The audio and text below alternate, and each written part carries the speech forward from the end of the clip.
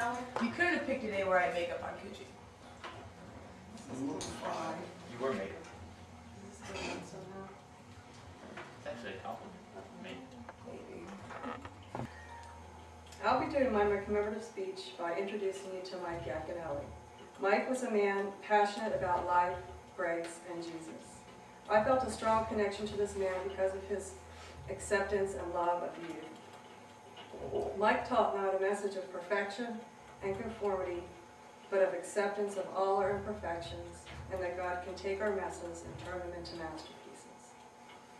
Mike was in the ministry for 42 years, both as a pastor and a minister to students. Mike described his church in his book, Messy Spirituality. I pastor the slowest growing church in America. We started 12 years ago with 90 members and have grown to 30. We're as far as you get from an user-friendly church, not because our congregation is unfriendly, but because our services are unpredictable, unpolished, and inconsistent. We are an odd-friendly church, attracting unique and different followers of Christ who make every service a surprise. According to NAV Press, Mike is a co-founder of Youth Specialties, an international organization that trains and provides resources for more than 100,000 youth workers worldwide. Mike wrote Messy Spirituality and Dangerous Wonder.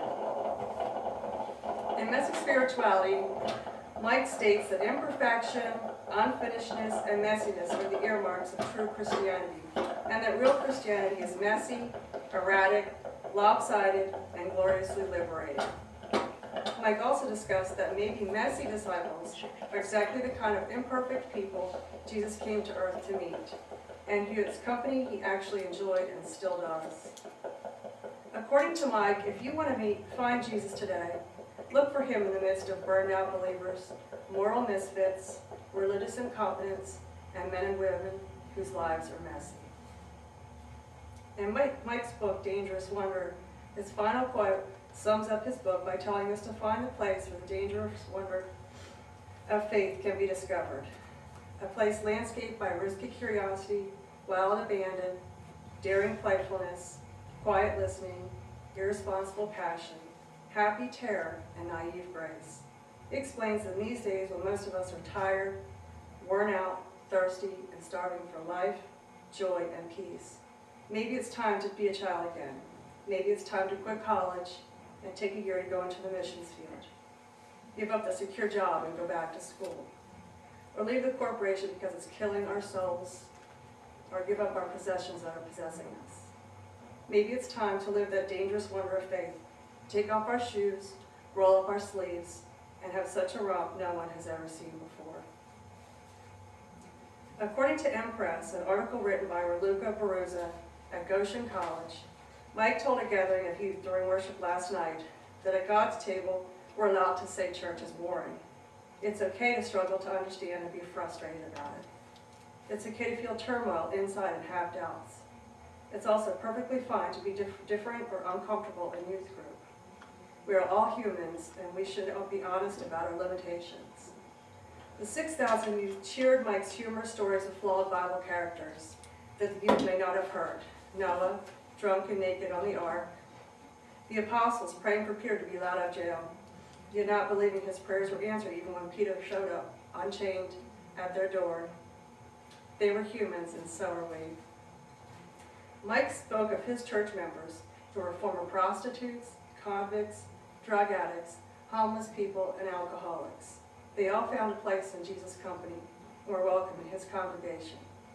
It is important that churches are thrilled about anyone who attends. God celebrates every move we make towards him.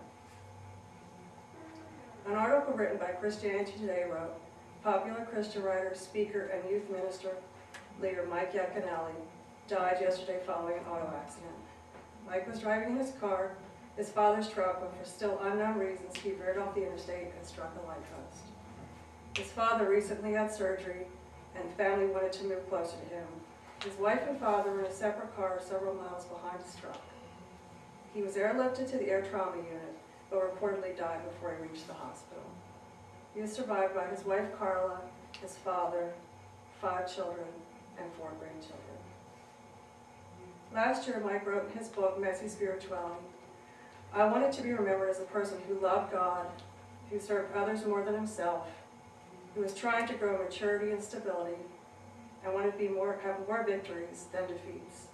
Yet I'm almost 60 and I fail on a regular basis. If I were to die today, I would be nervous about what people would say at my funeral. I would be happy if they said things like, he was a nice guy, or he's occasionally decent, or Mike wasn't as bad as a lot of people.